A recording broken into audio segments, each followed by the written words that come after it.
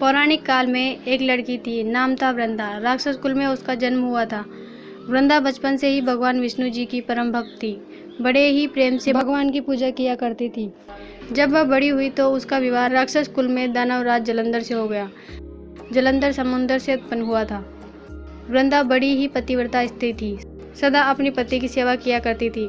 एक बार देवता और दानवों में युद्ध हुआ। जब जलंधर युद्ध पर जाने लगा तो वृंदा ने कहा, स्वामी आप युद्ध पर जा रहे हैं, आप जब तक युद्ध में रहेंगे मैं पूजा में बैठकर आपकी जीत के लिए अनुष्ठान करूंगी, और जब तक आप वापस नहीं आ जाते मैं अपना संकल्प नहीं छोड़ूंगी। जलंधर तो युद्ध में चले गए और वृंदा व्रत का संकल्प लेकर पूजा में बैठ गई।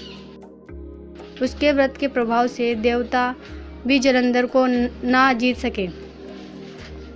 सारे देवता जब हारने लगे तो भगवान विष्णु जी के पास गए। सबने भगवान से प्रार्थना की तो भगवान कहने लगे कि वृंदा मेरी परम भक्त है, मैं उसके साथ छल नहीं कर सकता।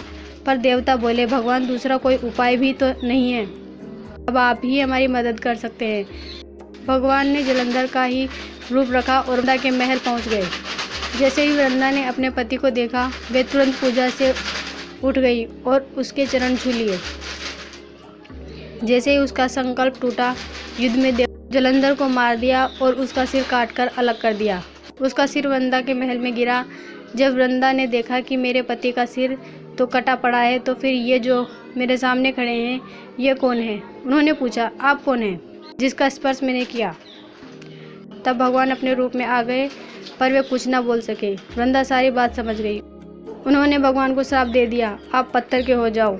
भगवान तुरंत पत्थर के हो गए। देवता हाहाकार करने लगे। लक्ष्मी जी रोने लगी और प्रार्थना करने लगी।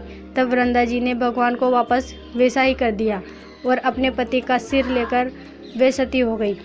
उसकी राख से एक पौधा निकला। तब भगवान विष्णु जी ने कहा, आज से इसका नाम तुलसी है। मेरा एक रूप इस पत्थर के रूप में रहेगा, जिसे शालिग्राम के नाम से तुलसी जी के साथ ही पूजा जाएगा, और मैं बिना तुलसी जी के प्रसाद स्वीकार नहीं करूंगा। तब से तुलसी जी की पूजा सभी करने लगे और तुलसी जी का विवाह शालिग्राम जी के साथ कार्तिक मास में किया जाता है। देवउठनी एकादशी के दिन इसे तुलसी विवाह के रूप में मनाया जाता है।